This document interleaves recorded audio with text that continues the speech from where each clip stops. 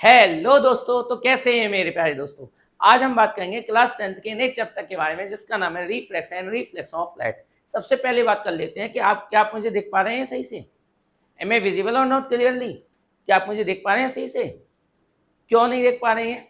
क्योंकि लाइट नहीं जली हुई। अगर हम लाइट ऑन कर दें तो हम लाइट को ऑन कर दें तो क्या होगा?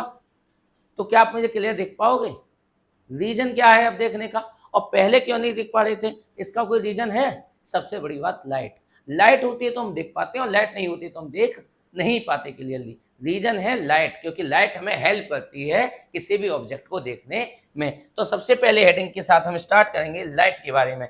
लाइट क्या होती है? लाइट एक टाइप की एनर्जी होती है जो कि हमें वर्ल्ड को देखने में हेल्प करती है। तो लाइट क्या है? Light is a type of energy which help us to see the world. तो लाइट क्या है? एक टाइप की एनर्जी है जो कि हमें वर्ल्ड को सी करने में हेल्प करती है। तो light is a type of energy which help us to see the world. अच्छा, साथ में लाइट की कुछ प्रॉपर्टी है।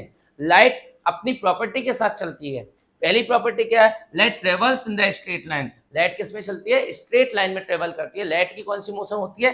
रेक्टिलिनियर मोशन होती है। कौन सी मोशन होती है? Rectilinear. Light travels in the straight line. अच्छा, साथ में लाइट प्रोपेगेट इन वैक्यूम। पहली बात, ये वैक्यूम क्या होता है? क्या आपने कभी घर पे एक वैक्यूम क्रिएट किया है?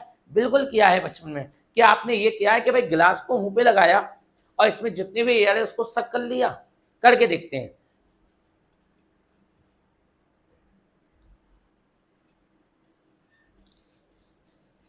क्या हुआ था अभी भाई?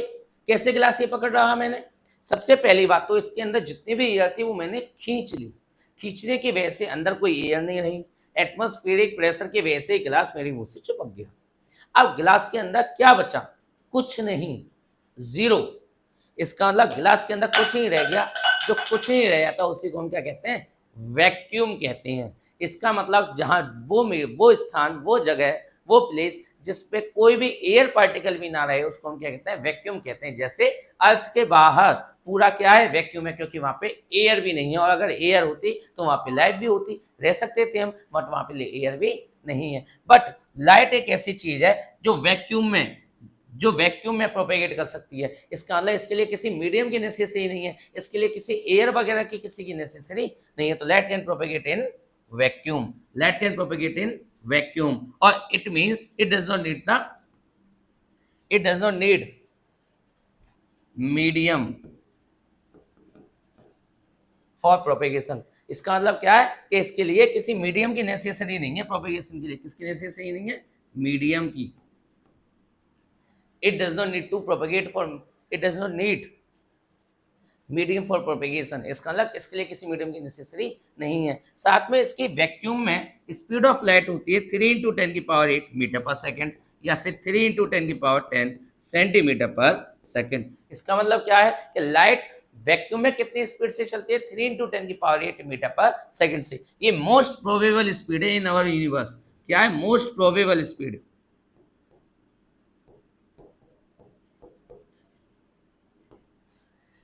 किसी भी ऑब्जेक्ट की, किसी भी थिंग्स की चलने के लिए सबसे ज्यादा प्रोपेगेशन स्पीड है अपने यूनिवर्स में। इससे ज्यादा स्पीड किसी की नहीं है। पर बच्चे क्या कहेंगे? ओ भैया, हमारा माइंड तो बहुत तेज चलता है, मन तो बहुत तेज चलता है। हम मन की नहीं, थिंग्स की बात कर रहे हैं, हम एनर्जी की बात कर रहे हैं, मास की बात कर रहे हैं। सबसे ज्यादा स्पीड हमारे यूनिवर्स में किसकी है? इस स्पीड ऑफ लाइट की है, जो कि कितनी होती है? 3 × 10⁸ मीटर पर सेकेंड। और अगर हम कहेंगे इससे ज्यादा किसी की स्पीड हो सकती है? नहीं हो सकती। अभी तक तो नहीं है, आगे पता नहीं है, कोई साइंटिस्ट मेजर कर ले तो अच्छे तरीके से। अच्छा, आगे बात करेंगे speed of light varies with medium. मतलब कि मीडियम बढ़ने के साथ साथ स्पीड ऑफ लाइट डिक्रीज होती है। मीडियम की डेंसिटी बढ़ने के साथ साथ, मीडियम के गाढ़ापन बढ़ने के साथ साथ, जैसे थिक बनने के साथ साथ, जैसे वैक्यूम से ज्यादा थिक कौन है? एयर। एयर से थिक कौन है? वाटर। वाटर से थिक कौन है? ग्लास। ग्लास से थिक कौन है? डायमंड। तो सबसे ज्यादा स्पीड ऑफ लाइट किसमें? वैक्यूम में। इसमें वैक्यूम में, क्योंकि मीडियम की डेंसिटी बढ़ने के साथ साथ स्पीड ऑफ लाइट कम होती है। तो सबसे ज्यादा स्पीड ऑफ लाइट किसमें होगी? वैक्यूम में। कितनी होती है? 3 × 10⁸ मीटर पर सेकेंड। उससे कम किसमें होती है? एयर में। उससे कम किसमें होती है? एयर में। उससे कम किसमें होती है? हम बात करेंगे तो वाटर में। उससे कम किसमें होती है? ग्लास में। उससे कम किसमें होगी? डायमंड में।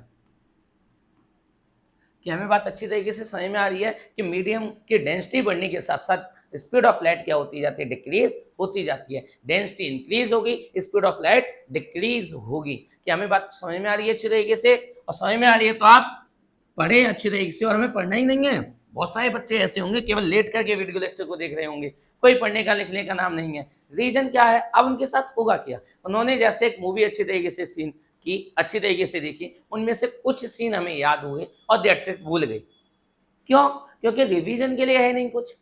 जब तक हम पढ़ेंगे नहीं, लिखेंगे नहीं, समझेंगे नहीं, बोलेंगे नहीं, जब तक हमारा काम नहीं चलेगा। क्योंकि हम केवल माइंड में फीड नहीं कर रहे होते जब हम पढ़ रहे होते हैं, हमारी हैंड मेमोरी भी होती है, हमारी आई मेमोरी भी होती है, हमारी ईयर मेमोरी भी होती है। ये सभी एक साथ जब तक कोऑर्डिनेशन के साथ काम नहीं करेंगे तब तक हमें समझ में नहीं आएगा सही से। और जो टॉपर्स होते हैं वो क्या काम करते हैं, एक टाइम पे एक काम, पढ़ना है तो पढ़ना है, खेलना है तो खेलना है, डांस करना है तो डांस करना है, फ्लर्टिंग करनी है तो फ्लर्टिंग करनी है, तो एक टाइम पे एक काम, जिससे क्या होगा, अच्छा और बढ़िया तरीके से काम हो सकते हैं।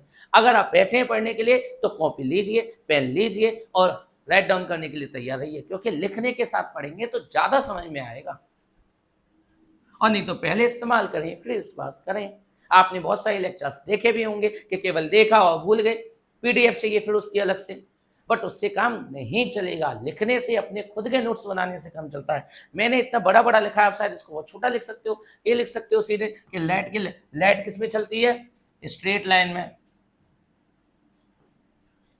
स्ट्रेट लाइन में चलती है। लाइट किस में चल सकती है, वैक्यूम में चल सकती है। लाइट की स्पीड ऑफ लाइट कितनी होती है वैक्यूम में, तो आप बता सकते हो। स्पीड ऑफ लाइट कितनी होती है, 3 × 10⁸ मीटर पर सेकंड। आप शॉर्ट नोट्स बना सकते हो, पर इतने बड़े नोट्स कौन पढ़ेगा और क्यों ही पढ़ेंगे? जब हम शॉर्ट नोट्स से काम कर सकते हैं तो हमें बड़ी नोट्स बनने की जरूरत नहीं है। हमें स्मार्ट वर्क करना है, ना कि हार्ड वर्क। इसलिए हम अपने नोट्स खुद बनाएंगे। तो हम आगे चल रहे हैं। Frequency of light during the all optical phenomenon does not change, मतलब कि कोई भी ऑप्टिकल फेनोमेनन हो, चाहे हमारा रिफ्लेक्शन हो, चाहे रिफ्लेक्शन हो, चाहे टोटल इंटरनल रिफ्लेक्शन हो, नेक्स्ट वाले चैप्टर में पढ़ेंगे, डिस्पर्सन हो, स्प्लिटिंग ऑफ लाइट, लाइट का फैलना हो, तो वो सभी चीज ऑप्टिकल फेनोमेनन होते हैं। और इसमें एक ऐसी फिजिकल क्वांटिटी है जो कभी चेंज नहीं होती, डेट इज फ्रीक्वेंसी। फ्रीक्वेंसी कभी चेंज नहीं होती है। आगे बात करेंगे, light is a electromagnetic wave, electromagnetic transverse wave. और लाइट की जो वेवलेंथ है 4000 एंगस्ट्रॉम टू 8000 एंगस्ट्रॉम होती है, 4000 एंगस्ट्रॉम टू 8000 एंगस्ट्रॉम होती है। ये कितनी है? ये वो वेवलेंथ है जिसमें हम लाइट को देख सकते हैं, सॉरी लाइट हमें देखने में हेल्प कर सकती है। पता है लाइट से रिलेटेड एक हम पे फन फैक्ट भी है, लाइट से रिलेटेड हम पे एक फन फैक्ट है। क्या है फन फैक्ट, आपको पता है क्या है ये फन फैक्ट?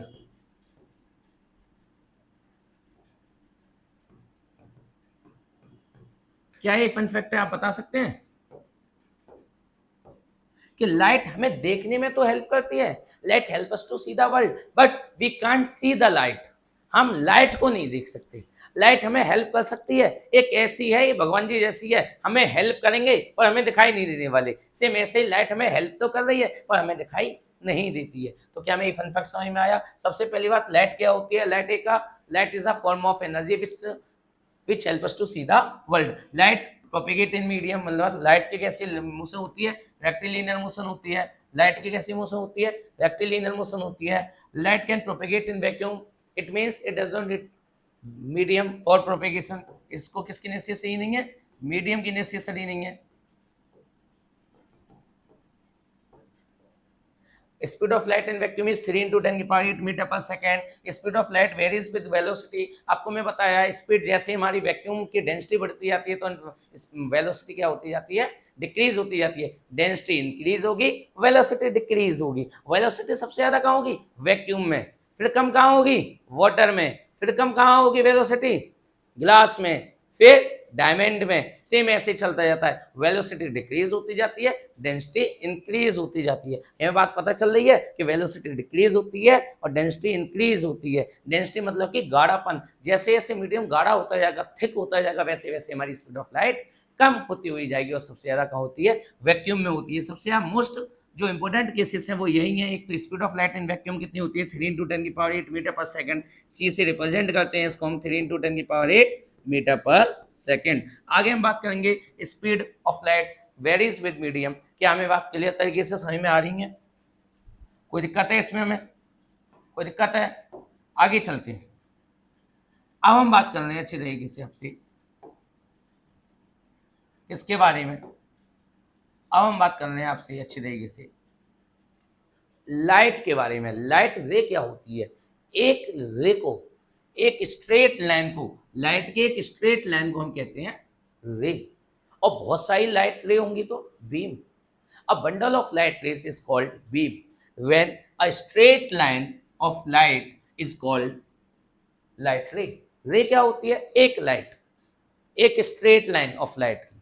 और लाइट बीम क्या होता है? Bundle of light rays is called light beam. ये बात समझ में आ रही है? हमें लाइट बीम आप देखोगे, देखो ये लाइट बीम है, ये लेजर के थ्रू लाइट बीम है, जो सन से आने वाली रोशनी है ये भी लाइट बीम है। यहाँ पे बहुत सारी लाइट रही है तो ये भी क्या बना रही है? हमारी लाइट बीम बना रही है। तो लाइट बीम क्या होता है आपको अच्छी तरीके से समझ में आया। लाइट रे क्या होती है? एक स्ट्रेट लाइन। लाइट बीम क्या होता है? बहुत सारी लाइट रे का bundle. Bundle of light rays is called light beam. Light beam आप टॉर्च से देख सकते हो, लाइट बीम निकलती है, हमारी बल्ब से निकलने वाली लाइट बीम है, हमारी ट्यूबलाइट से निकलने वाली लाइट बीम है, और यहाँ तक कि मोबाइल के जो फ्लैश चलता है उससे भी लाइट बीम निकलता है। लाइट रे नहीं निकलती, लाइट रे नहीं निकलती। तो दोस्तों हम आगे चल रहे हैं। Okay, reflection of light. Reflection का मतलब क्या होता है? रिफ्लेक्शन का मतलब आप मुझे समझा सकते हो? रिफ्लेक्शन का मतलब क्या होता है? यही ना? क्या दिख रहा है आपको? नहीं दिख रहा अभी? अभी नहीं दिख रहा है ना दोस्तों? रिफ्लेक्शन का मतलब होता क्या, बताओ क्या मुझे? क्या होता है रिफ्लेक्शन का मतलब? रिफ्लेक्शन का मतलब क्या होता है? लाइट रे किसी सरफेस पे टकराएगी और टकरा करके बाउंसिंग बैक हो जाएगी। लाइट रे किसी सरफेस पे टकराएगी उसके बाद क्या हो जाएगी? बाउंसिंग बैक हो जाएगी। दैट इज नोन एज क्या? Reflection of light. पहले रिफ्लेक्शन ऑफ लाइट को फील करेंगे, उसके बाद हम बात कर रहे होंगे। इसके लिए हमें थोड़ा सा अंधेरा करना पड़ेगा, क्योंकि एज यूजुअल विदाउट अंधेरे में लेजर लाइट दिखेगी नहीं तो आप दिखाई नहीं देने वाली है। क्या मेरी बात समझ में आ रही है? देखो अब क्यों नहीं दिख रही है भाई? ये मैं खुद हैरान हूँ इससे रिलेटेड। चलो इसकी मैं अलग से वीडियो बना के आपके लिए डालूंगा, जब आप देखना अच्छी रहेगी इसे। हाँ, तो रिफ्लेक्शन ऑफ लाइट क्या होता है? व्हेन अ लाइट रे फॉल्स ऑन अ शाइनी और स्मूथ सरफेस। जब भी कोई लाइट रे किसी शाइनेबल या स्मूथ सरफेस पे फॉल्स होती है तो उससे क्या हो जाती है? बाउंसिंग बैक हो जाती है। जब भी कोई लाइट रे किसी स्मूथ सरफेस पर bouncing back of light is called reflection. क्या होता है? Bouncing back of light, bouncing back of light, bouncing back of light is called reflection. Bouncing back of light after incident on the smooth surface is called reflection. तो reflection में होता क्या है? कोई light ray incident होगी, उसके बाद क्या हो जाएगी? बाउंसिंग बैक हो जाएगी। That is known as reflection. अच्छा, रिफ्लेक्शन से रिलेटेड दो हमारे लॉ हैं। पहला क्या है? Angle of incidence equal to angle of reflection, मतलब आई और आर दोनों बराबर होते हैं। हम थोड़ा सा इसको यहाँ पे समझते हैं पहले। कहाँ गया? ये रहा हमारा, ये कोई प्लेन सरफेस है, हमारा ये कोई प्लेन सरफेस है, ये रहा हमारा ये कोई प्लेन सरफेस है जो कि हमारा ये रहा। इस पे हमने क्या खींचा है? नॉर्मल इंसिडेंट कराया है। कहाँ गया? ये रहा भाई। अगेन ब्लैक नहीं, येलो ले लेता हूँ।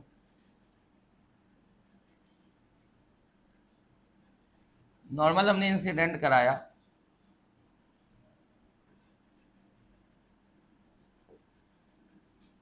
जो कि ये हो गया। अब क्या हो रहा है यहाँ पे?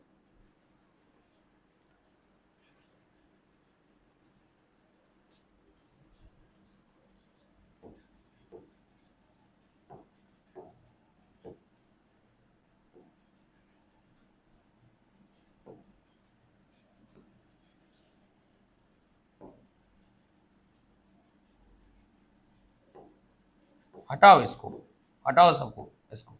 हम इस तरीके से करेंगे। अब लो, अपना भाई करेगा। देखो ये लाइट रे है, ये प्लेन सरफेस है, प्लेन सरफेस पे हमने एक लाइट रे इंसिडेंट कराई और वो रिफ्लेक्ट करेगी। तो यहाँ पे क्या हुआ?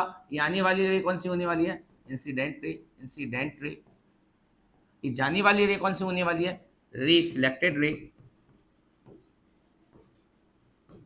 अब रिफ्लेक्टेड रे तो है, अब इन दोनों रे के बीच में अगर हम खींचना चाहें तो एक नॉर्मल खींचेगा।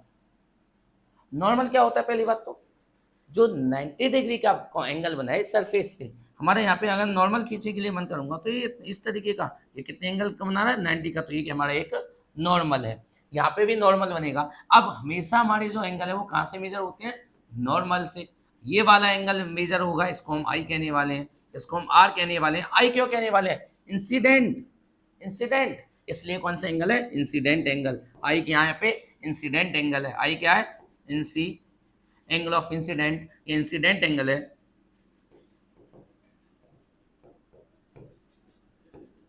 आर क्या है यहाँ पे, एंगल ऑफ, ये रिफ्लेक्टेड एंगल है।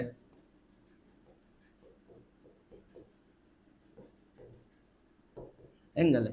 तो यहाँ पे पहली बात रिफ्लेक्शन के बारे में पता चली, लाइट रे आई, आने के बाद बाउंसिंग बैक कर गई, आने वाली रे को इंसिडेंट रे, जाने वाली रे को रिफ्लेक्टेड रे, और जो नॉर्मल से जो एंगल बनता है उसको हम इंसिडेंस एंगल, इंसिडेंट रे का, और रिफ्लेक्टेड रे का जो एंगल बनता है एंगल ऑफ रिफ्लेक्शन या फिर reflected angle, angle of incidence, angle of reflection भी कह सकते, रिफ्लेक्शन भी कह सकते हैं इसको। और कहाँ से एंगल बनते हैं, हमेशा हमारे नॉर्मल से एंगल बनते हैं। क्या मेरी बात समझ में आ रही है, देखो ये लाइट रे आ रही है तो ये हमारी कौन सी रे है, इंसिडेंट रे है। लाइट रे आ रही है तो हमारी कौन सी रे है, इंसिडेंट रे है।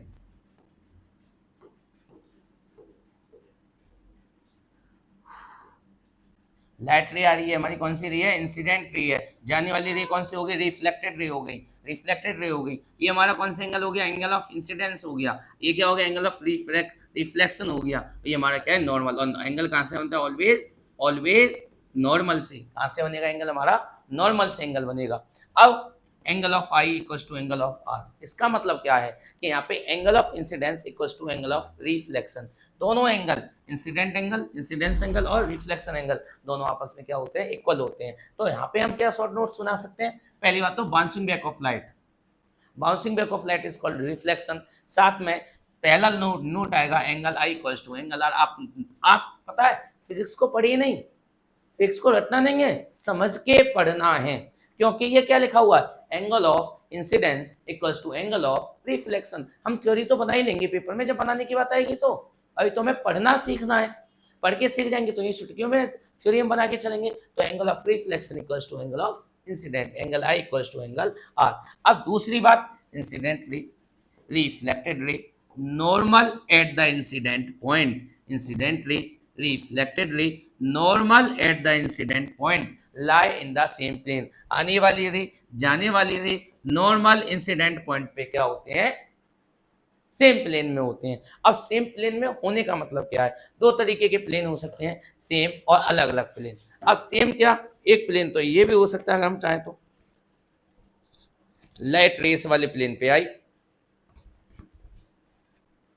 ऐसे आई,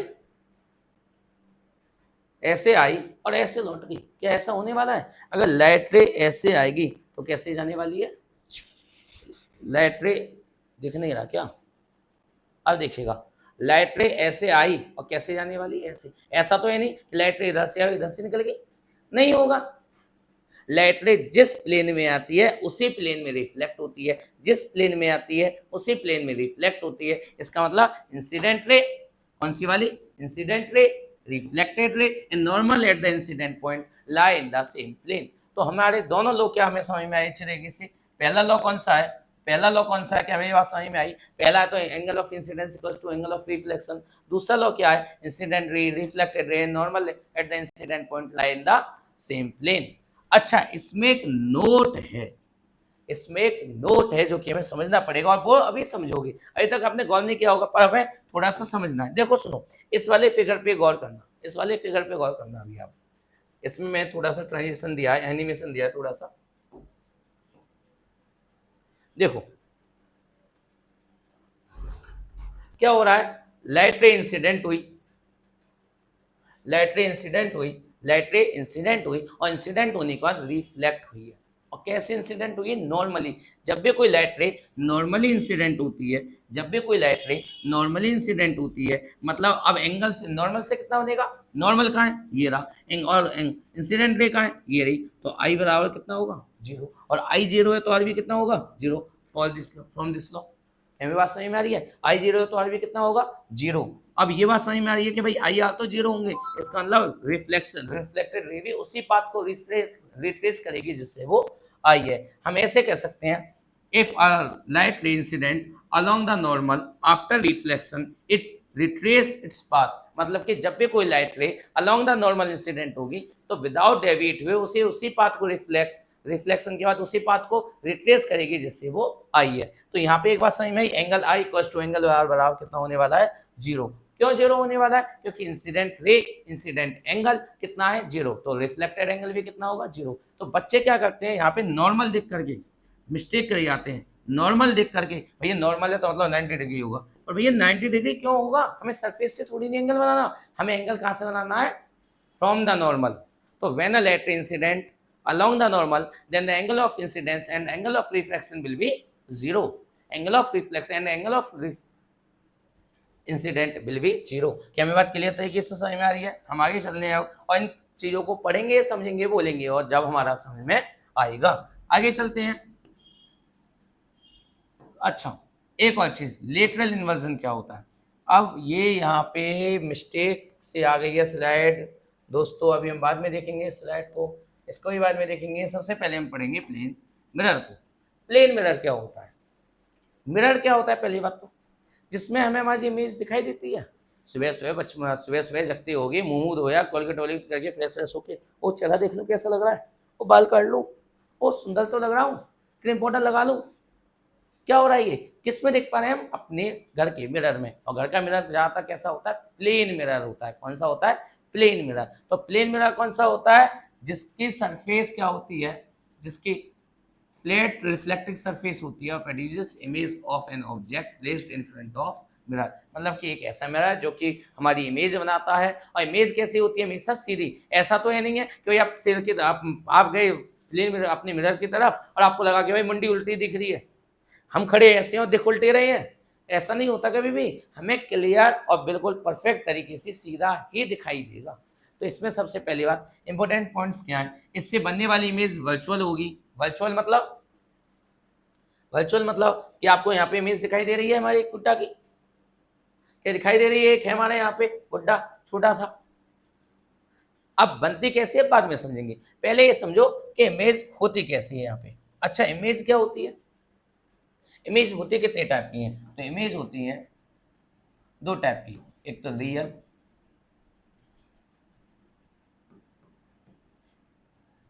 एक वर्चुअल। एक रियल और एक वर्चुअल। रियल इमेज कौन सी होती है? रियल इमेज वो इमेज होती है जिसको हम स्क्रीन पे ला सकते हैं। जैसे ये भी एक इमेज है, जितना भी मैंने एनिमेशन लिखा है ये सारी इमेज है, पर ये अभी स्क्रीन पे आपको बोर्ड पे दिखाई दे रही है। तो एक ऐसी इमेज है, रियल इमेज है। आप पिक्चर सिनेमा घर वगैरह में आप मूवी वगैरह देखने की जाते हैं, वो मूवी किस पे चल रही है? प्रोजेक्टर के थ्रू एक स्क्रीन पे चल रही है, तो मूवी भी की एक रियल इमेज है। अगर मैं बात करूं रियल इमेज के बारे में, तो आपके जो फोटो वगैरह है वो भी आपकी क्या है? एक रियल इमेज है। वर्चुअल इमेज कौन सी होती है? जो स्क्रीन वगैरह पे नहीं लाई जा सकती। रियल इमेज कौन सी होती है? जो स्क्रीन पे लेके आ सकते हैं। तो ये स्क्रीन रिलेटेड होती है और ये स्क्रीन रिलेटेड नहीं होती। क्या हमें बात समझ में आ रही है? स्क्रीन रिलेटेड होने वाली को हम कहते हैं रियल इमेज, और जो स्क्रीन रिलेटेड नहीं होती वो होती है वर्चुअल इमेज। तो इमेज कितने टाइप की होती है? 2, रियल और वर्चुअल। रियल कौन सी होती है? जो स्क्रीन पे ली जा सकती है, स्क्रीन पे दिखाई जा सकती है। वर्चुअल कौन सी होती है? जो स्क्रीन पे दिखाई नहीं जा सकती। रियल जो स्क्रीन पे दिखाई जा सकती है, वर्चुअल जो स्क्रीन पे दिखाई नहीं जा सकती। और रियल की फ्रेंडशिप है, रियल की वर्चुअल की फ्रेंडशिप किससे है? वर्चुअल का भाई कौन है? वर्चुअल का दोस्त कौन है? वर्चुअल का फ्रेंड कौन है? इरेक्ट। इरेक्ट ये चड्डी बड्डी है अपने, ये चड्डी बड्डी है। कैसे?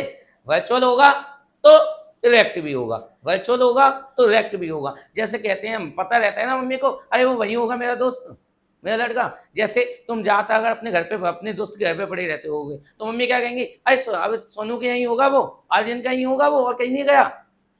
या आर्यन की मम्मी भी कहा आएंगी कि भाई नैतिक के यहाँ होगा वो, चड्डी बड्डी बिल्कुल, जो रह नहीं सकते एक दूसरे से अलग। सेम ऐसा ही है इन दोनों, ये भी एक दूसरे से इश्क मोहब्बत मोहब्बत लव करती हैं। कौन कौन, वर्चुअल और इरेक्ट।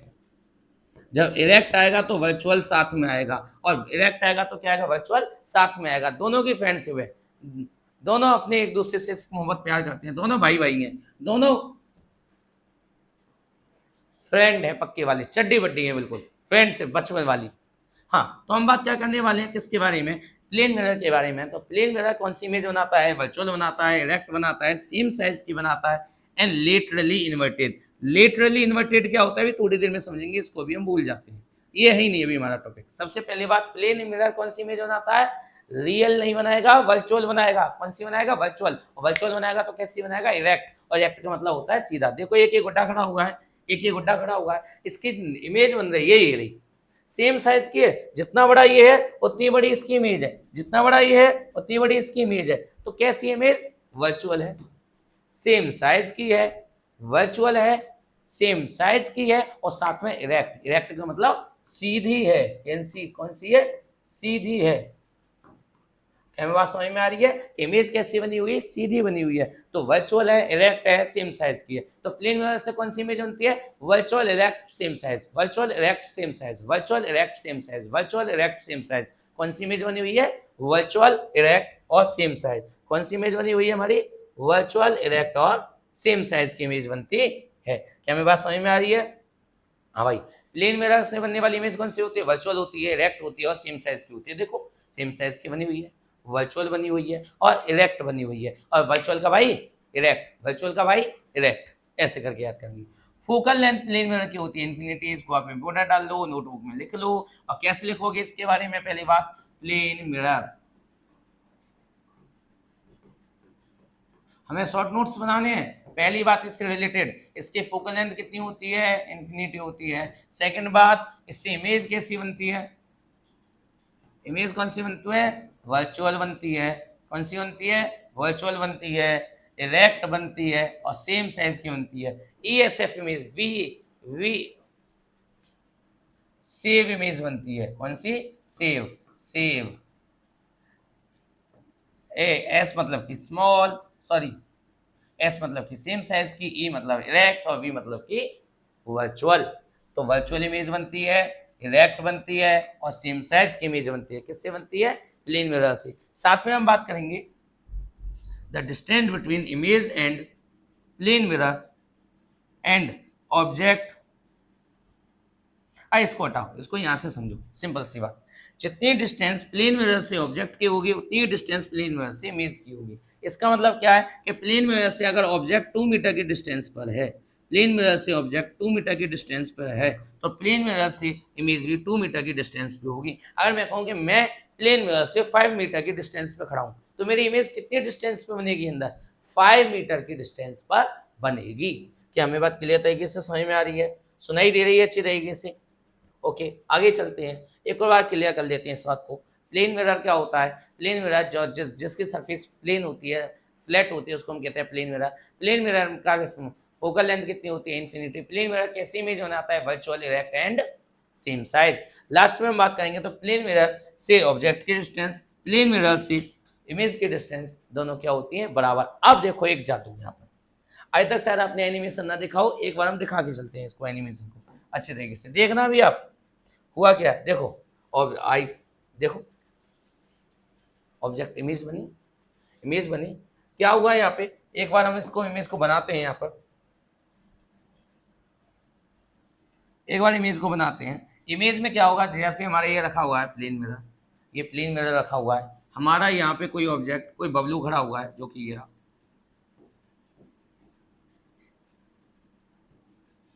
बबलू नहीं, बबलू नहीं, बबली खड़ी हुई है हमारी, ये कौन खड़ी हुई है, बबली खड़ी हुई है, हाथ दिला रही है अच्छी तरीके से, ओ हेलो।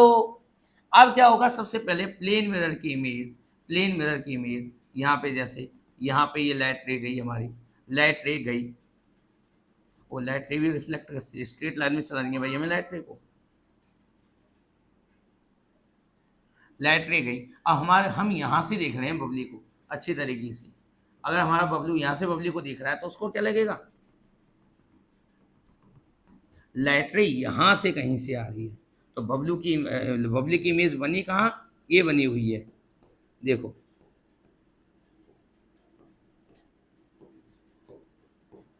ये वाली बबलू को क्या लगेगा, यहाँ से देखेगा हेलो बबली, अब बबली कैसे कर रही है हेलो बबलू, पर बबली कर कहां से रही है, यहाँ से हेलो बबलू, और दिख कहां से रहा है, यहां से। तो हमें लगेगा, अब देखो वर्चुअलिटी का इफेक्ट थोड़ा सा फील करो, हमें दिख रहा है कि यहां से इमेज आ रही है, पर खड़ी हुई कहां पे बबली, यहां पर। तो इसका मतलब क्या है कि हमें वर्चुअल हो रहा है, आभास हो रहा है, इमेजनरी इमेज बन रही है हमारे माइंड में। आपने कभी देखा होगा, आपने कभी इमेज मिरर के साथ किया हो, मिरर के साथ क्या हो, ऐसा होता है ना कि हम जब फोकस वगैरह कर रहे होते हैं मिरर से, हमारा लाइट रे कहाँ, हमें कहाँ से लाइट रे आती हुई दिख रही है, यहाँ से। ऐसा लगेगा कि यहाँ पे हमें फोकस हो रहा है, और फोकस होने के टाइम पे मैं रिपीट करूँ तुम्हारे लिए तो एक थोड़ी सी वो ले लूँ मैं, लेजर लाइट, देखिए तो तुम्हें सही से कुछ दिख रहा है यहाँ पे, देखो आपको शायद मिरर में लाइट दिख रही होगी, आपको क्या दिख रहा है कि लाइट रे यहाँ से कहीं से आ रही होगी, वर्चुअलिटी का फील होता है कि यहाँ से लाइट रे आ रही होगी और कैमरे में जा रही है, पर एक्चुअल में लाइट रे कहाँ से आ रही थी, साइड से, लेजर बीम से लाइट रे यहाँ से आ रही थी, इस पे पड़ी मिरर पे लाइट रे पड़ी और आपको फिर दिख रही है। ये हो क्या रहा है, यहाँ से लाइट रे आ रही है और इधर जा रही है, बट आपको क्या दिख रहा होगा कि लाइट रे फील होता है, ऐसा है नहीं फील होता है कि पीछे से आ रही है। पर हम बचपन से एक हम देखते हुए आ रहे हैं तो हम अंदाजा लगा लेते हैं, हाँ अपने सेरिब्रम को बता देते हैं कि हाँ भाई ऐसी चीजें हो रही हैं, उसको पहले से पता है हमारे माइंड को, और ना पता हो तो हमें क्या लगेगा भाई पीछे से कहीं से आ रही है, वर्चुअलिटी फील होगी। तो यही सेम हमारे यहाँ पे दिखाई दे रहा है बबलू और बबली के साथ। बबली तो कर रही है हेलो बबलू, पर बबलू को क्या लग रहा है, बबली यहाँ पे खड़ी हुई है और ऐसे हाथ हिला रही है। साथ में एक और चीज देखी आपने, बबली ने ये वाला हाथ हिलाया और बबलू को लग रहा है ये राइट वाला हिला रही है, हेलो कर रही है वो। तो लेफ्ट वाला हाथ हेलो करने पर हमें राइट वाला दिख रहा है, राइट वाला हेलो करने पर हमें लेफ्ट वाला दिख रहा है। तो राइट को लेफ्ट देख पा रहे हैं हम प्लेन मिरर में, और लेफ्ट को राइट देख पा रहे हैं। तो इसी को हम क्या कहते हैं, लेटरल इन्वर्जन। पहली बात इमेज फॉर्मेशन समझ में आया, हमें पहली बात हमें इमेज फॉर्मेशन समझ में आया कि अच्छी तरीके से क्या समझ में आया इमेज फॉर्मेशन में, कि अगर हमारा यहाँ पे कोई एक बबलू खड़ा हुआ है, बबलू से लाइट रे जा रही होंगी पहले इस मिरर पर, पहले लाइट रे कहाँ जा रही होंगी बबलू की, मिरर पे जा रही होंगी। कहाँ गया बबलू, बबलू कहाँ भाग रहा है भाई, भागना नहीं है, देखो भाई पहले लाइट रे यहाँ से बबलू से यहाँ पे गई प्लेन मिरर पर, प्लेन मिरर पे लाइट रे पड़ने के बाद लाइट रे किधर जाएंगी, आंखों की तरफ जाएंगी, और आंखों को क्या लगेगा कि इमेज ऑब्जेक्ट यहाँ पे खड़ा हुआ है, जो कि हमारा ऑब्जेक्ट ना होकर के हमारी क्या है, इमेज है। इसी को कहते हैं वर्चुअल इमेज फॉर्म होना, ऐसा प्रतीत होना, ऐसा हमें वर्चुअलिटी या हमारा इमेजिनेशन हो कि हमारा ऑब्जेक्ट यहाँ पे खड़ा हुआ है, पर ऑब्जेक्ट नहीं है, ये तुम्हारी इमेज है। तो हमें क्या बात समझ में आ रही है, एक बार हम इसको बना लेते हैं अच्छी तरीके से। कहाँ गया, हाँ ये रहा। अब पहली बात क्या है, यहाँ पे एक बात दिख रही है, एक क्वेश्चन कर लेते हैं उससे पहले। The magnification produced by a plane mirror is positive one, what does this mean. अब इसका मतलब क्या है कि इसका मैग्निफिकेशन वन है। मैग्निफिकेशन का मतलब क्या होता है, ऑब्जेक्ट, इमेज के रेस्पेक्ट में ऑब्जेक्ट कितना बड़ा है, या ऑब्जेक्ट के रेस्पेक्ट में इमेज कितनी बड़ी बनी है। आप यहाँ पे बताओ, जितना बड़ा ऑब्जेक्ट था उतनी बड़ी इमेज बनी है, जितना बड़ा ऑब्जेक्ट था उतनी बड़ी क्या बनी है, हमारी इमेज बनी है। क्या ये बात पक्की है, क्या ये कंफर्म है हमारी कि भाई जितना बड़ा ऑब्जेक्ट था उतनी बड़ी हमारी क्या बनी है, इमेज बनी है। और मैग्निफिकेशन का मतलब क्या होता है, ऑब्जेक्ट के रेस्पेक्ट में, किसके रेस्पेक्ट में, ऑब्जेक्ट के रेस्पेक्ट में इमेज कितनी बड़ी है।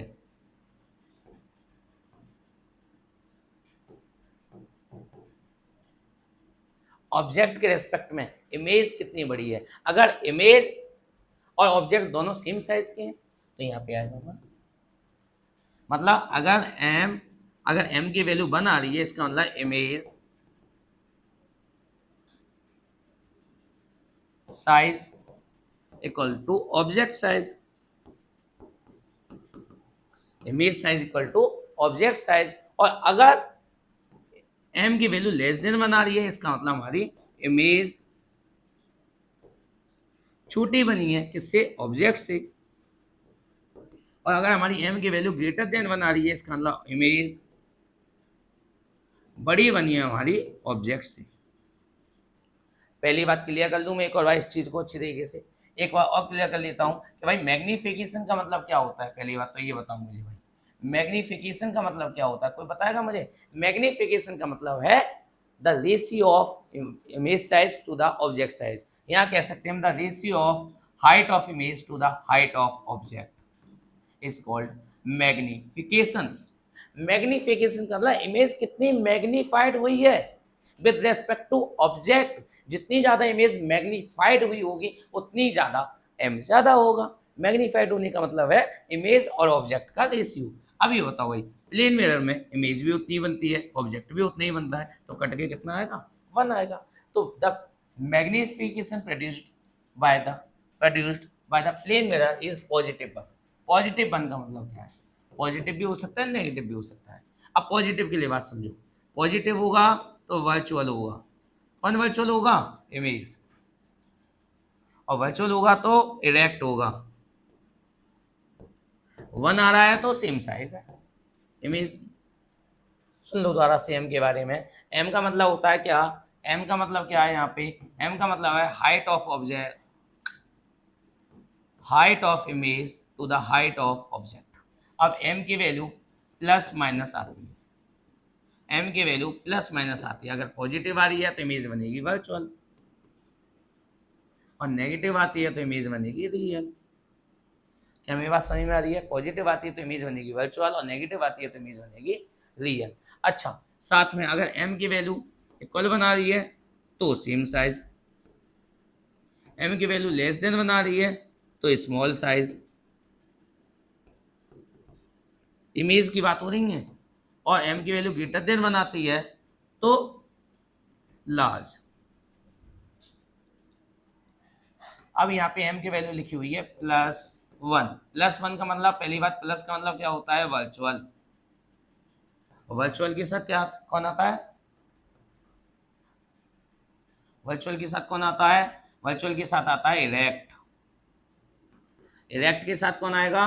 Same size. सेम साइज क्यों आया भाई? पॉजिटिव आ रहा है तो वर्चुअल और इरेक्ट तो होना है। 1 आ रहा है, इसका मतलब सेम साइज है।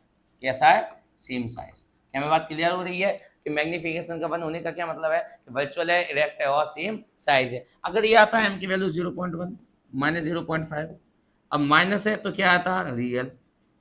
रियल के साथ क्या आता है? इन्वर्टेड।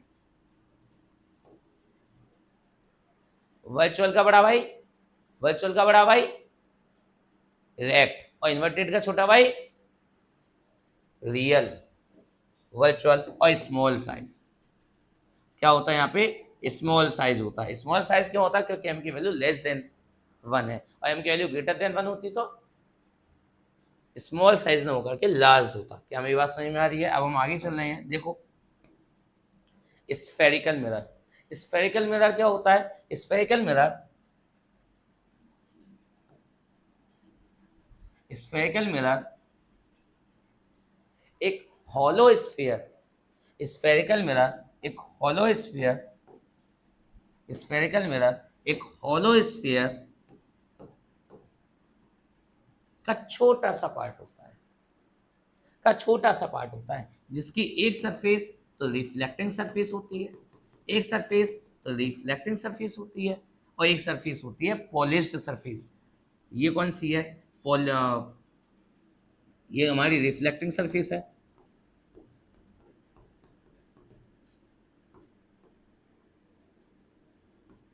ये कौन सी हमारी? रिफ्लेक्टिंग सरफेस है। और ये हमारी हमारी कौन सी सरफेस है? पॉलिश्ड सरफेस है। यहाँ पे हमने पॉलिश की गई है, किस क्या किया गया है? पॉलिश की गई है। तो अब इस स्फेरिकल में कौन से होते हैं? जो कि एक स्फेरिकल, एक स्फेयर के छोटे से पार्ट है, उसको हम कह रहे हैं स्फेरिकल मिरर। अब इसमें हम थोड़ी सी बात करें। स्फेरिकल मिरर होते दो टाइप के हैं। स्फेरिकल मिरर होते दो टाइप के हैं। कौन कौन से होते हैं स्फेरिकल मिरर? पहला स्फेरिकल मिरर का नाम है कॉनकेव। कॉनकेव, और केव का मतलब होता है गुफा, क्या होता है, गुफा। और ये कौन सा होता है, कॉन्वेक्स, कॉन्वेक्स, कॉनकेव और कॉन्वेक्स, जिसमें गुफा बन रही हो, जिसमें गुफा बन रही हो वो होता है कॉनकेव। और कॉनकेव के ऊपर वाले पार्ट पर हम पॉलिश करते हैं, और अंदर वाला पार्ट कौन सा होता है, रिफ्लेक्टिंग सरफेस होता है, रिफ्लेक्टिंग सरफेस होता है।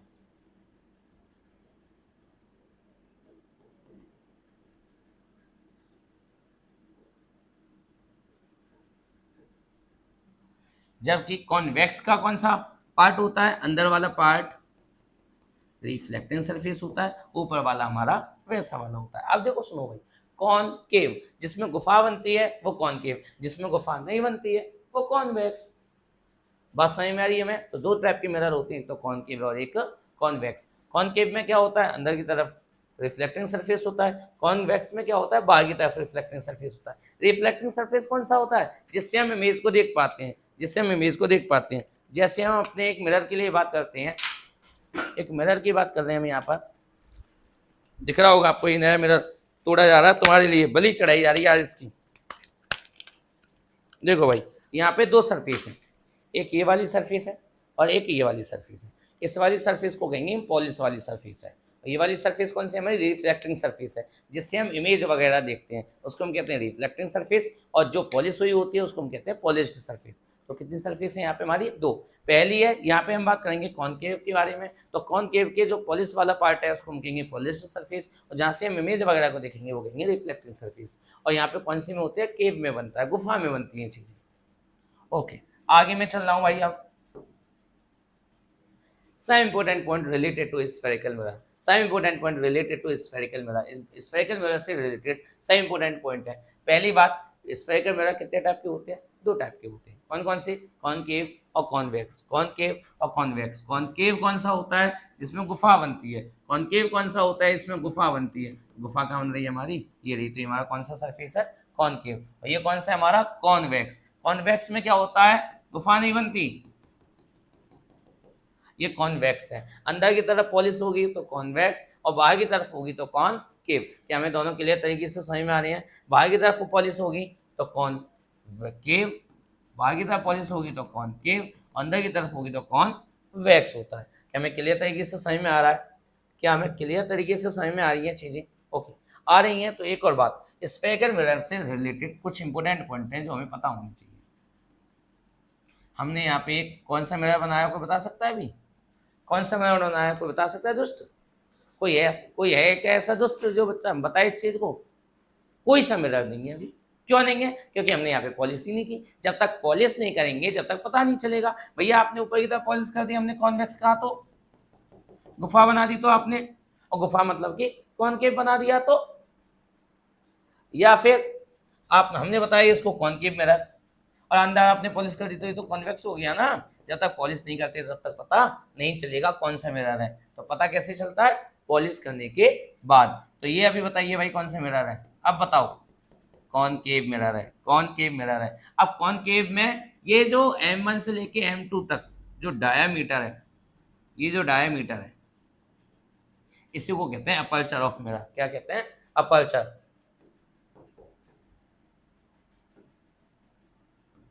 अपर्चर ऑफ मिरर क्या कहते हैं इसको, aperture of mirror. The diameter of mirror is called aperture of mirror. अब इस प्लेन मिरर के बीच में, ठीक रिफ्लेक्टिंग सरफेस के बीच में जो मिड पॉइंट होता है, प्लेन रिफ्लेक्टिंग सरफेस के ठीक बीच में जो प्लेन ये होता है पॉइंट, कहाँ गया ये, क्यों नहीं चल रहा, ये और चलता नहीं है क्या इस पर, क्या बात है भाई?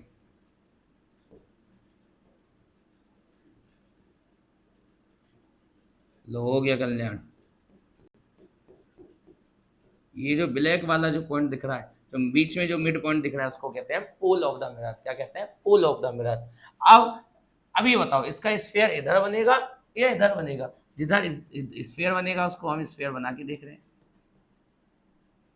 अब हमने बनाया इसके, ये जो इस स्फेरिकल सरफेस का पार्ट होगा, ये जिस स्फेरिकल स्फीयर का पार्ट होगा उसके सेंटर को हम कहते हैं सेंटर ऑफ कर्वेचर। क्या कहते हैं, सेंटर ऑफ कर्वेचर। पोल और सेंटर ऑफ कर्वेचर से होकर जाने वाली लाइन को हम क्या कहते हैं, प्रिंसिपल एक्सिस। क्या कहते हैं, प्रिंसिपल एक्सिस। क्या हमें इतनी बात क्लियर है? तो हम आगे चल रहे हैं, अभी आगे चल रहे हैं हम। सम इंपोर्टेंट डेफिनेशन ऑफ मिरर। पहली बात हमें अपर्चर के बारे में बात समझ में आ रही है। अपर्चर कहाँ है, ये रहा। कहाँ से कहाँ तक होता है, डायमीटर होता है। ये क्या है, हमारा डायमीटर है। ये जो है ये हमारा क्या है, अपर्चर है। ये रहा अपर्चर, ये रहा। M1 से लेके M2 तक का डायमीटर को हम क्या कहते हैं, अपर्चर कहते हैं।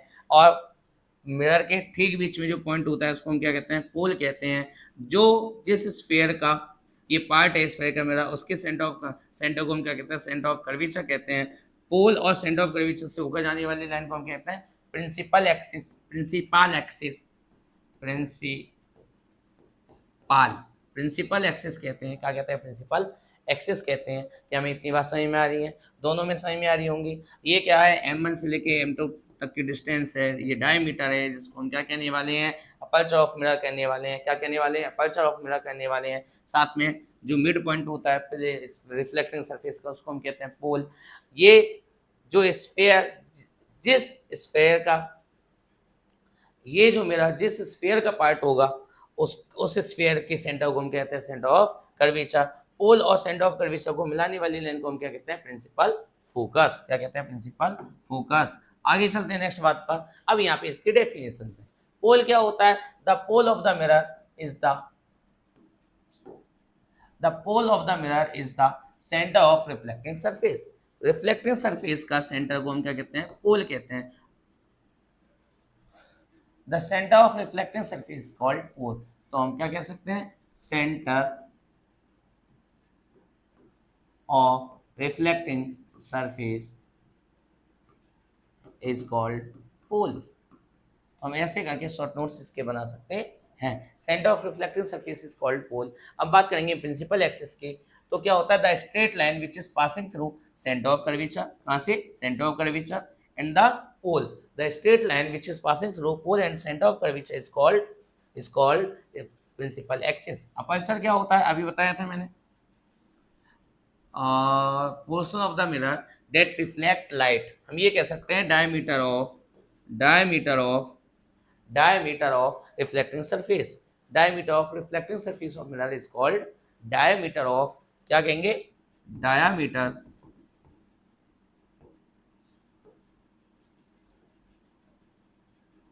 Of reflecting surface of mirror is called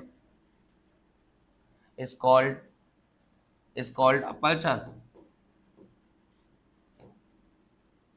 क्या कहेंगे, अपर्चर। किसको अपर्चर कहने वाले हैं, diameter of reflecting surface of mirror is called aperture. क्या हमें बात समझ में आ रही है अच्छी तरीके से? अब आगे चलता हूँ, सेंटर ऑफ कर्वेचर।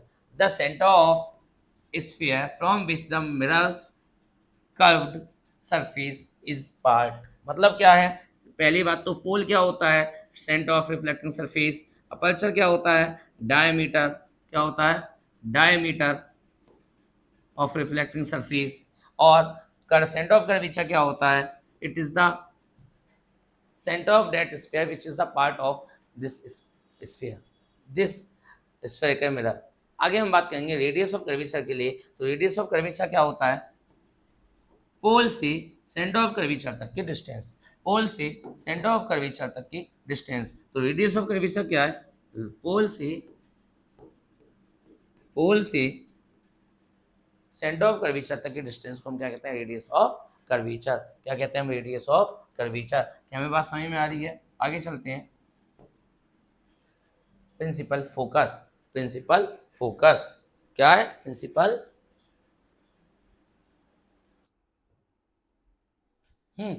तो दोस्तों हम बात कर रहे हैं फोकस के बारे में। फोकस क्या है इसको देखते हैं, प्रिंसिपल फोकस को देखते हुए। अच्छा, अभी आपने यहाँ पे एनिमेशन देखा, यहाँ पे एक एनिमेशन देखा कि लाइट रे आ रही थी, रिफ्लेक्ट होने के बाद एक पर्टिकुलर पॉइंट से जा रही है। लाइट रे आ रही है और एक रिफ्लेक्टिंग पॉइंट के बाद, एक पर्टिकुलर पॉइंट के बाद रिफ्लेक्टिंग पॉइंट से होती हुई जा रही है। इसी पॉइंट को हम क्या कहते हैं, फोकस कहते हैं। इसका मतलब क्या है, जब लाइट रे पैरेलली इंसिडेंट होंगी, जब लाइट रे पैरेलली इंसिडेंट होंगी, जब लाइट रे पैरेलली इंसिडेंट होंगी और मिरर से रिफ्लेक्ट होते हुए एक पर्टिकुलर पॉइंट से होकर जाएंगे, उसी पॉइंट को हम कहते हैं फोकस। क्या कहते हैं, फोकस। तो फोकस क्या होता है, focus is the point, focus is the point on the principal axis. Focus क्या है, एक पॉइंट है प्रिंसिपल एक्सिस पर। फोकस क्या है, एक पॉइंट है प्रिंसिपल एक्सिस पर।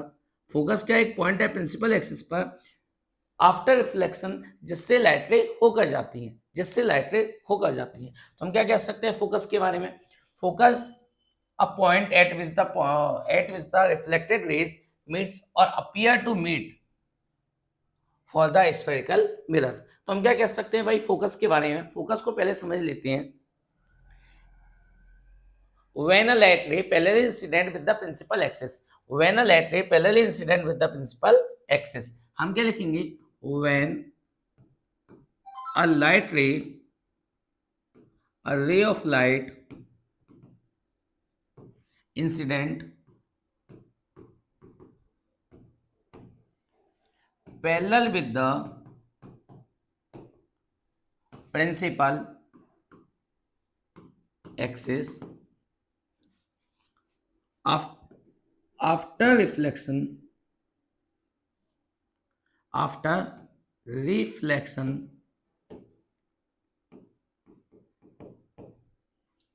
it passes through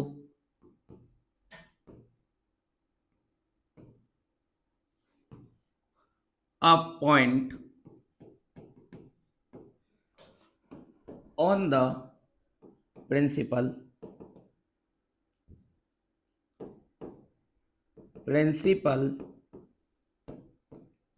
axis is called principal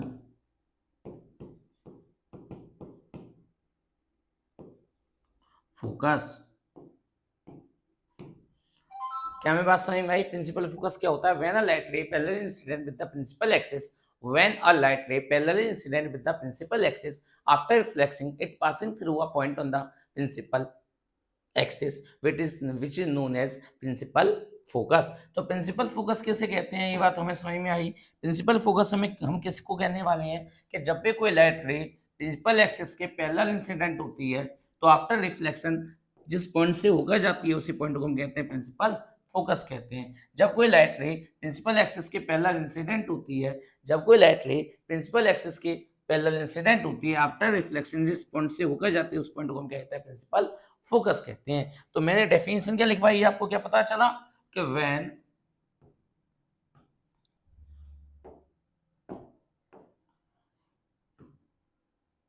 ये क्या हो रहा है,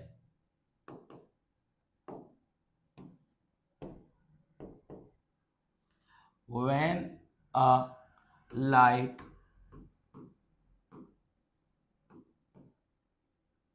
ray parallelly incident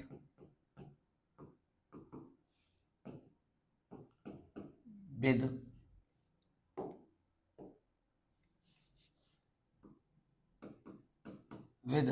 principal axis, it passes through a point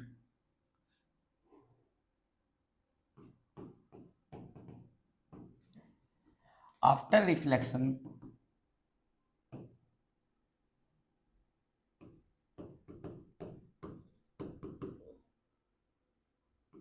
which is called principal focus। तो प्रिंसिपल फोकस क्या है, it is the point on the principal axis after which, ऐसे करते हैं सबसे अच्छा है, when a light ray parallel incident with the principal axis after reflection it passing through a point which is called principal focus. जब भी कोई light ray किसी प्रिंसिपल एक्सिस के पैरेलल इंसिडेंट होती है तो आफ्टर रिफ्लेक्शन जिस पॉइंट से होकर जाती है उस पॉइंट को हम क्या कहते हैं प्रिंसिपल फोकस कहते हैं। क्या कहते हैं दोस्तों, प्रिंसिपल फोकस कहते हैं। क्या हमें समझ में आ रही है अच्छी तरीके से प्रिंसिपल फोकस क्या है? It is the point on the principal axis when a light ray parallel incident with the principal axis passing through that point which is known as principal focus. अब देखो सुनो, लाइट रे अगर हमारी parallel incident हो रही है, देखो अगर हमारी कोई लाइट रे पैरेलल इंसिडेंट हो रही है, जैसे ये वाली लाइट रे आई, पैरेलली आई, पैरेलल इंसिडेंट हुई, रिफ्लेक्शन हुआ, रिफ्लेक्शन होने के बाद एक पॉइंट से होकर गई, ये भी लाइट रे उसी पॉइंट से होकर गई है। यहाँ पे क्या हो रही है light ray? Appear to passing. यहाँ पे क्या हो रही है? अपीयर टू पासिंग होंगी, जा नहीं रही है, जाते हुए अपीयर हो रही है। It's called principal focus. क्या कहते हैं इनको? प्रिंसिपल फोकस कहते हैं। रिपीट कर लेता हूं, दोबारा समझो।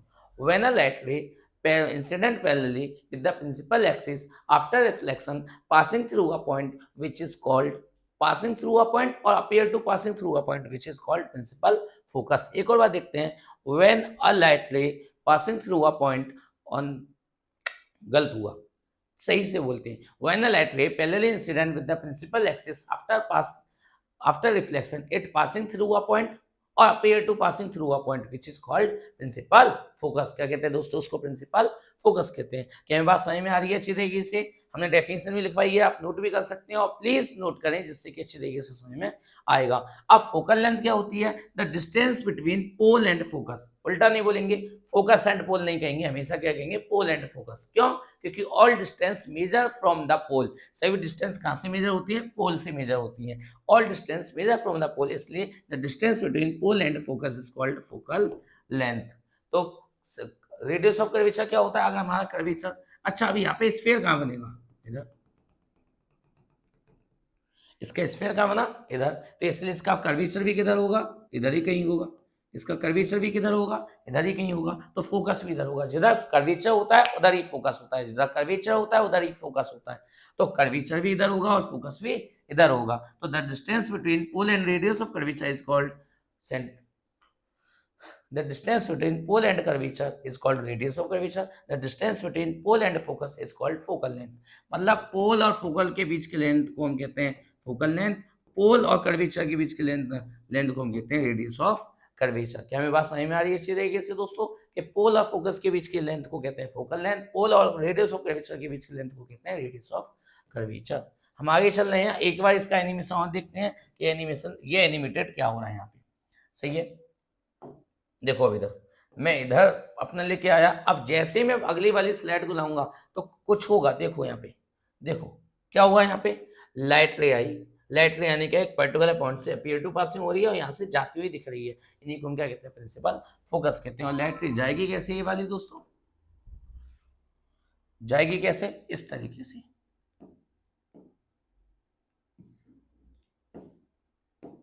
कुछ इस तरीके से। तो क्या हमें बात पता चला प्रिंसिपल फोकस क्या होता है? Principal focus when a light ray parallel incident with the principal axis after passing through a point after reflection passing through a point which is called principal focus or appear to passing। ये दोनों बात हमें समझ में आ गई है। Principal focus की फोकल लेंथ क्या होती है? Distance between pole and focus is called focal length. Relation होता है फोकल लेंथ और रेडियस ऑफ कर्वेचर में f = r/2, f = r/2। इस पे क्वेश्चन कर लेते हैं हम। अभी क्वेश्चन क्या है? एक कॉनकेव मिरर है, क्या है? कॉनकेव मिरर है। कौन से मिरर है? कॉनकेव मिरर है। कॉनकेव मिरर की जो रेडियस ऑफ कर्वेचर है वो है 20 सेंटीमीटर। इसकी फोकल लेंथ कितनी होगी? 10 सेंटीमीटर। अभी बताया तो सही, r/2 होता है। ये स्फेरिकल मिरर और रेडियस और फोकल लेंथ के बीच क्या रिलेशन है? f = r/2। मैंने क्या बताया कि भाई अगर हम बात करेंगे, अगर हमारी फोकल लेंथ कॉनकेव मिरर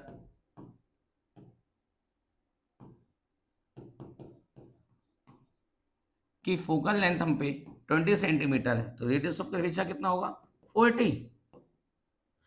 भाई f = r/2 लिख रहा है तो क्या r = 2f नहीं होगा?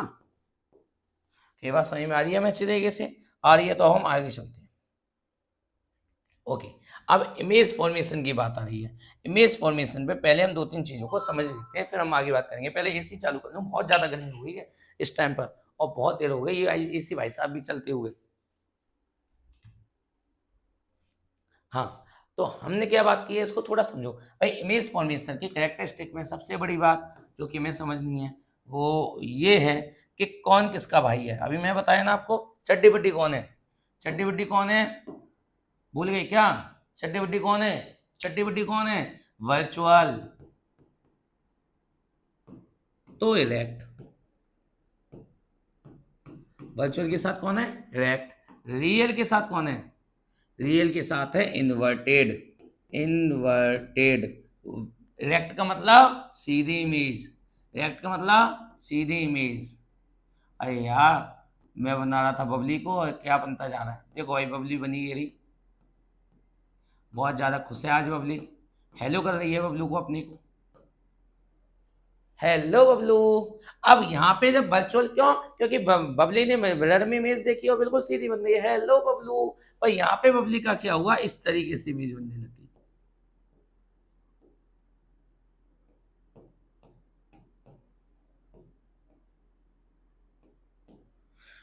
अब ये जो इमेज है ये इरेक्ट है, मतलब सीधी इमेज है, और इन्वर्टेड का मतलब उल्टी इमेज है। तो क्या मेरी बात समझ में दिखाई दे रही है कि भाई वर्चुअल का मतलब इरेक्ट और रियल का मतलब इन्वर्टेड, और इन्वर्टेड का मतलब होता है उल्टा, रिवर्स। क्या मेरी बात समझ में आ रही है? अच्छा, फर्स्ट बात आ गई, सेकंड आ गई, थर्ड, इमेज रियल भी बन सकती है और वर्चुअल भी बन सकती है। तो इमेज कैसी बन सकती है? रियल बनेगी और वर्चुअल बनेगी। रियल बनेगी तो इन्वर्टेड होगी। अच्छा, रियल इमेज किस पे आ सकती है? स्क्रीन पर आ सकती है।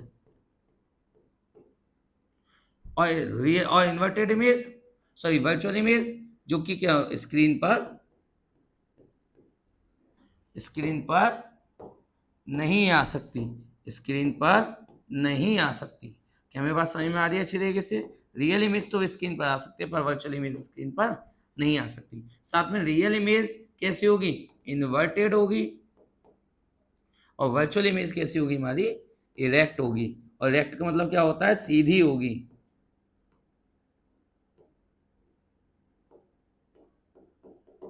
क्या मेरी बात क्लियर समझ में आ रही है अच्छी तरीके से? क्या कैरेक्टरिस्टिक हुए, आप इसका स्क्रीनशॉट ले लो या पहले नोट कर लो। वर्चुअल का मतलब इरेक्ट, रियल का मतलब इन्वर्टेड, इन्वर्टेड मतलब उल्टा, वर्चुअल मतलब सीधा।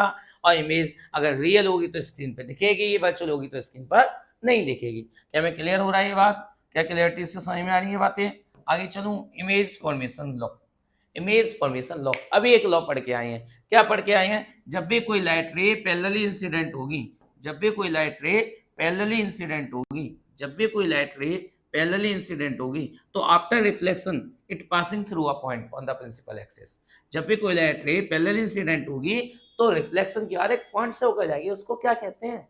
क्या नाम है उसका? अरे बता बबलू, कहाँ रह गया बबलू? बबली से हाल हेलो करने लग गया क्या बबलू?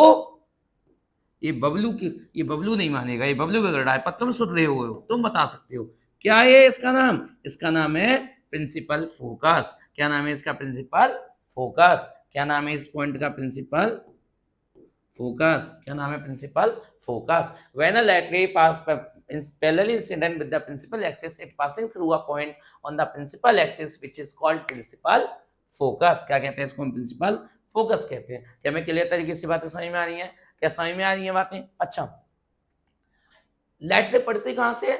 ऑलवेज रिफ्लेक्टिंग सरफेस पे पड़ती है। अब रिफ्लेक्टिंग सरफेस भूले तो नहीं हो, दो होती हैं, ये रिफ्लेक्टिंग सरफेस, ये है पॉलिश्ड सरफेस। जहां से हमें इमेज दिखाई देती है वो है रिफ्लेक्टिंग सरफेस। और कॉनकेव मिरर में केव मतलब की गुफा, केव मतलब की गुफा, केव मतलब की गुफा, और गुफा में अगर हमारा रिफ्लेक्ट कर रहा होगा, गुफा में जाके रिफ्लेक्ट कर रहा होगा, गुफा में जाके इमेज देख रहे हो, गुफा में जाके इमेज देख रहे हो, तो हमारा रिफ्लेक्टिंग सरफेस है। क्या बात समझ में आ रही है? जब कोई लाइट रे प्रिंसिपल एक्सिस के पैरेलल इंसिडेंट होती है तो after reflection it passing through a point which is called principal focus. Principal focus है। तो पहला इमेज फॉर्मेशन लॉ क्या हुआ? पहला क्या हुआ? When light ray passing incident parallelly after reflection it passing through a is passing through principal focus. इसका मतलब क्या है? लाइट रे इंसिडेंट हुई पैरेलल विद प्रिंसिपल एक्सिस, तो after reflection it passing through focus.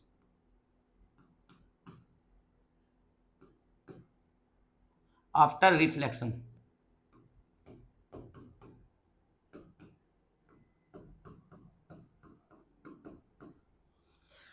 Light ray incident हुई parallel principal axis के, तो after reflection कहां से होके जाएगी, फोकस से होकर जाएगी, या तो जाएगी या फिर अपीयर होगी। जैसे यहाँ पे देखो भाई, लाइट रे इंसिडेंट हुई, तो आफ्टर रिफ्लेक्शन कहां से होती हुई दिखेगी, ये इस तरीके से तो जाएगी, आई और फिर लौट गई। पर हमें क्या लगेगा, ये कहां से आ रही है, यहां कहीं से आ रही है। अच्छा, आपको एक और पता है, स्फीयर इधर बना है, स्फीयर किधर बना है, स्फीयर बना है इधर, इधर ही तो बनेगा। क्या मेरी बात समझ में आ रही है, स्फीयर कहां बनेगा, यहां पर।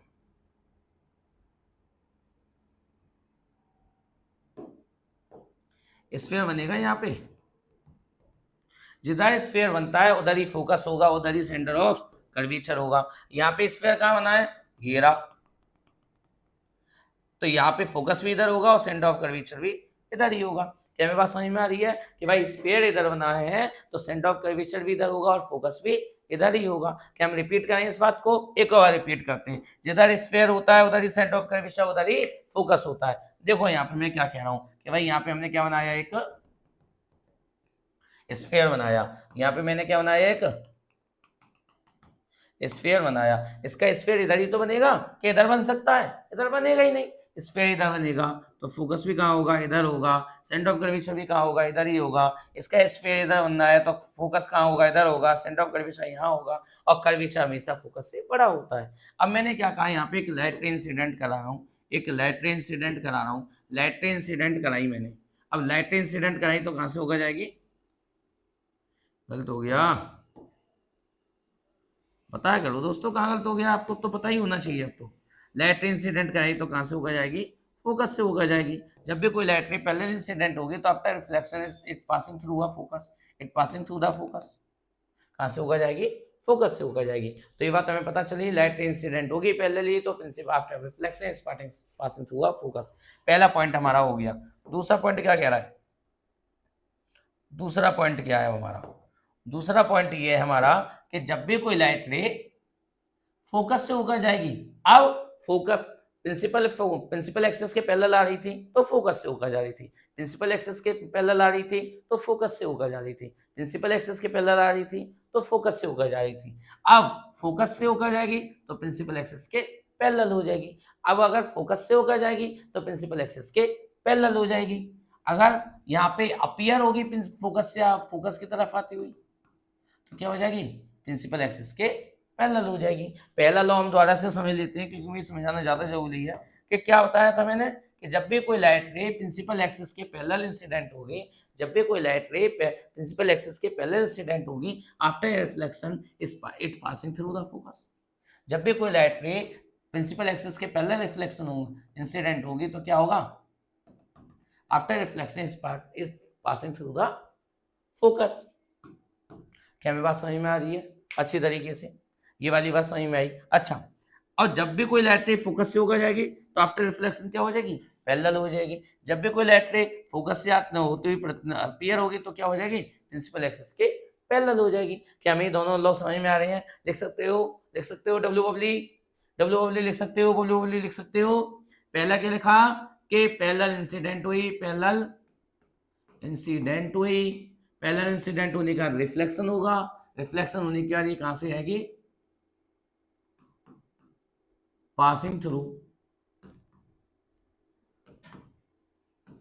Principal focus. अब यहां पे क्या होगा, अगर फोकस से होकर जा रही है, कहां से, फोकस,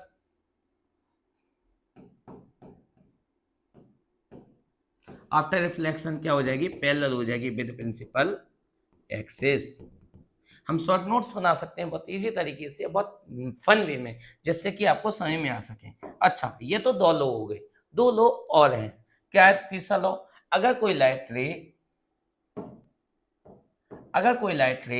क्या हो रहा है, अगर कोई लाइट रे पोल पे इंसिडेंट हो रही है, कोई लाइट रे ठीक पोल पे इंसिडेंट हो रही है, जितना एंगल यहाँ पे बनेगा उतना एंगल बनेगा यहाँ पर, आई और आर क्या हो जाएंगे यहाँ पे इक्वल हो जाएंगे। आई इक्वल टू कितना हो जाएगा आर। क्या हमें तीसरा लॉ समझ में आ रहा है कि अगर कोई लाइट रे यहाँ पे इंसिडेंट हुई है तो आफ्टर रिफ्लेक्शन आई और आर दोनों बराबर होंगे और आने जाने वाली रे भी हमें बिल्कुल बराबर दिखाई देगी। क्या हमें क्लियर समझ में आ रही है बातें? आगे चल रहा हूँ मैं। ओके, अब थर्ड लॉ जो कि बहुत ज्यादा इंपॉर्टेंट है और समझ में आना चाहिए कि जब भी कोई लाइट रे सेंड ऑफ कर्वेचर से होकर जा रही है, जब भी कोई लाइट रे सेंड ऑफ कर्वेचर से होकर जा रही है, जब भी कोई लाइट रे सेंड ऑफ कर्वेचर से होकर जा रही है, तो without after reflection, without deviate हुए, ये उसी पाथ को रिट्रेस करेगी। क्यों कर रही है, पहले इस बात को समझो। एक सेकंड, एक कॉल आ रहा है, अर्जेंट है, पिकअप कर लूं पहले मैं इसको।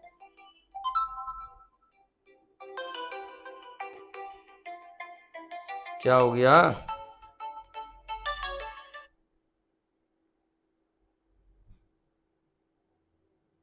कहाँ गया ये?